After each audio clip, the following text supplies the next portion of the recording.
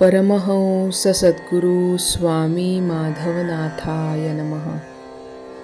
परमहंस सद्गुरु स्वामी मकरंदनाथाय नमः। जय जय देव सकल विगत विषय वत्सल, कलितकाळ कौतूहल कलातीत।